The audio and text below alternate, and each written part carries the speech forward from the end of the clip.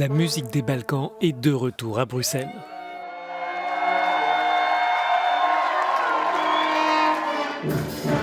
Après 2 ans d'attente à cause des restrictions sanitaires liées au Covid-19, le festival Balkan Traffic reprend du service pour 4 jours de musique, de danse et d'activités culturelles. Pour célébrer ce retour, l'une des figures de la scène musicale de la région a fait le déplacement avec son orchestre, Goran Bregović.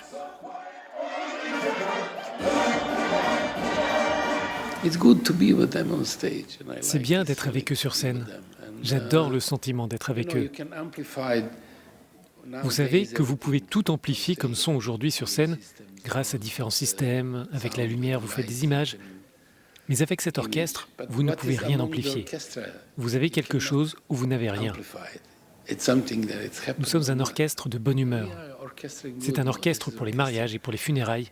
Ils sont toujours de bonne humeur. Originaire de Sarajevo, la vie de Goran Bregović s'est façonnée autour de la dernière guerre sur le sol européen dans l'ancienne Yougoslavie. L'invasion de l'Ukraine par la Russie rappelle des heures sombres.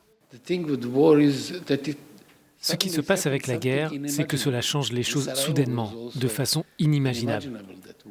À Sarajevo, on n'imaginait pas que la guerre arriverait, mais elle s'est produite.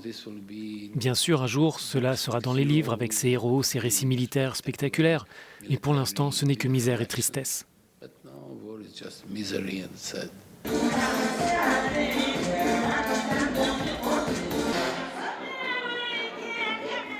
Le festival veut mettre en avant le dynamisme des Balkans et casser les stéréotypes qui collent à la peau de la région.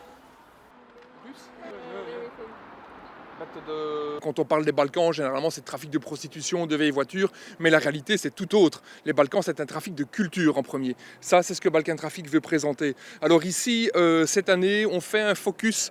Bien entendu, on a invité le maître de la musique des Balkans, Goran Bregović, c'est vraiment une personnalité universelle.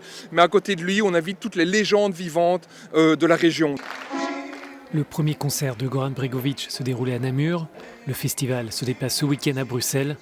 L'artiste se produira devant plus de 3500 personnes qui pourront assister à d'autres représentations musicales, profiter des projections de films et découvrir différentes expositions.